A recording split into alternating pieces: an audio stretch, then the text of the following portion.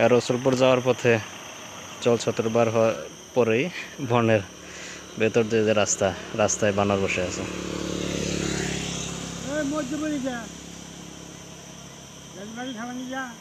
একটা একদম রাস্তার মাঝখানে বসে আছে।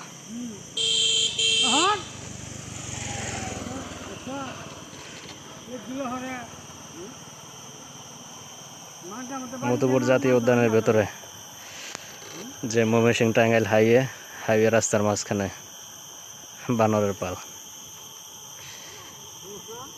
এই যে দাদু বানরগুলাকে রাস্তার মাঝখান থেকে সরিয়ে দিতেছে যেন গাড়ির উপর দিয়ে না যায়, এজন্য রাস্তার মাঝখান থেকে সরিয়ে দিল।